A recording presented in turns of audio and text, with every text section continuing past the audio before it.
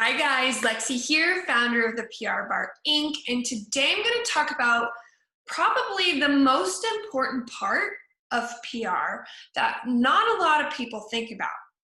Here's what it is.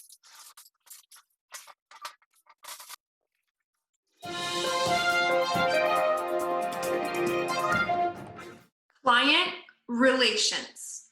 Client relations is critical PR. So first off, what the heck is client relations? Well, it's quite literally your relationship with your clients. So your product-based business, these are your buyers. If you're a service-based business, these are the clients, the people on your roster. There's really three parts of client relations that I always encourage people to pay attention to. First, the onboarding process, B, obviously their overall service experience, but third might be one of the most important in my opinion, their offboarding and post-client experience. This is huge. This is where I see the most people mess up and the most people have missed opportunities. So let's talk through each of these. First off, let's start with the onboarding process. Okay, so your onboarding process will obviously look different depending on the type of business. So I'm gonna erase this bad boy. Hopefully this is crystal clear. And point out a few different parts of the onboarding process. One,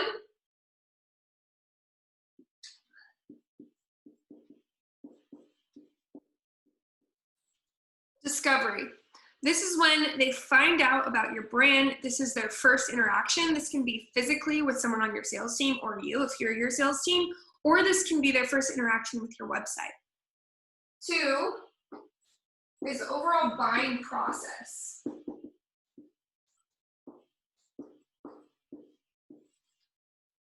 If I could spell, that would probably help, right? The overall buying process, again, if you're someone like a software as a service company, this might be done with a representative. If you're completely off hands, e-commerce, then there's still a buying process that's outlined on your website. So we want to make sure that this is as seamless as possible. If there is human interaction, that you're readily available to answer questions. You're getting back to them really quickly. They don't feel overly pressured throughout the entire time. And then this brings us to the third part of the onboard. So it's kind of a part two. Purchase and start. So once they purchase, this can either be the start, the actual physical start date of your program, or if you're a product, the delivery. So what is involved in getting them up and running with your product or service? This is critical. So for the PR Bar, my PopFizClink clients, they are first delivered a welcome packet that gives them very clear instructions on what they can expect prior to the program beginning. I also deliver them a really fun little surprise box that I'm not telling you because only PopFizClink clients get to know what's inside that box. Then we have an intro kickoff call and I walk them through this is exactly all the programs we're going to use. This is how things are going down.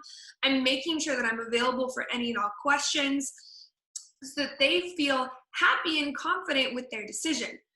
As far as a product-based business, this could be once they purchase, making sure that you're delivering that receipt to their inbox and you're keeping them posted on tracking updates, right? They want to know when their product is going to be delivered. So those are all different things to pay attention to in the onboarding process. Now, the second thing to pay attention to in client relations is when they're actually your client, right? And or your buyer. So for a product-based business, a lot of this is done upfront and just making sure that your product is phenomenal. However, if it's a more involved product, making sure that you're available for support, right? If it's a tech-based product or platform, making sure that while your users are actively using it, they have availability to all the promised features. If they have any errors, that your customer support team is there and available to assist. From a service standpoint, you really want to make sure, back to the whiteboard. You really want to make sure that they are your number one priority. Your clients that have paid you need to be your number one priority.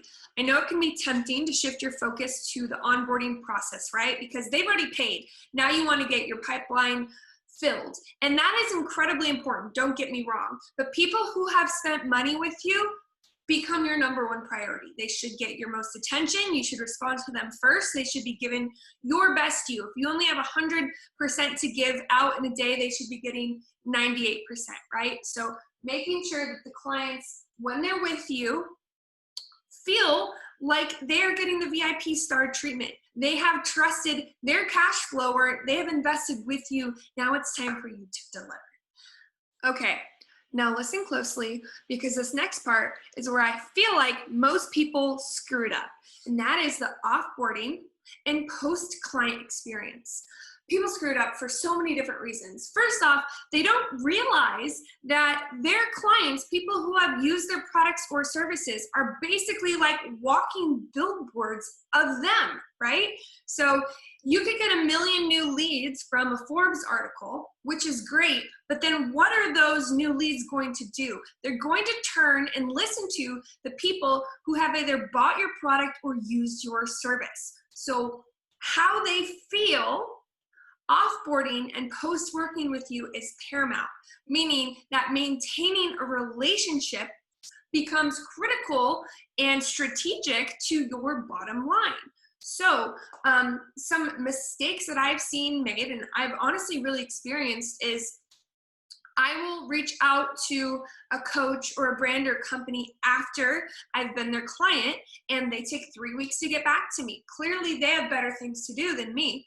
Little do they know, I'm the best referring person in the world. What if I had wanted to refer them someone? Past that, if I do refer them someone, say thank you. I quite literally told a service provider once that I referred them someone that signed. I didn't even get a thank you, not even an acknowledgement. I just got ghosted in response. How do you think that makes me feel? That makes me feel like they don't care. I'm just a number. The X amount of months we spent together are out the door. They're on to the next. So guess what? I'm not going to be referring them any more business. Where I'm going to send my business to the other people who are maintaining my relationship.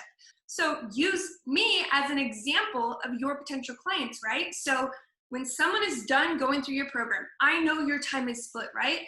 You have to pay attention to those that you're selling to. You have to pay attention to those that you're actually servicing. But yeah, you do have to pay attention to people who are no longer using your services. So if it becomes overwhelming, do a self-check. Do you need to hire someone? Do you need a little more assistance? Really start to understand that your client relations becomes one of the most absolute critical portions of your entire PR strategy. So remember, if you have a takeaway today, pay mind to your onboarding, your during, and your post-client relations experience. I promise you, your clients are going to do more for you than Forbes ever could. Because at the end of the day, let's say a press opportunity gets you new leads. The leads are then going to look for social proof from your clients, right? People want to know and hear from people who have worked with you. So while you're busy out there getting press wins, killing it, make sure you're not forgetting about your numero uno priority, your clients. Now, as always, if you have any questions, never hesitate to reach out. My Instagram is @theprbar_inc. You can look me up on Facebook. Check out my website, theprbarinc.com, and stay well and treat your clients well.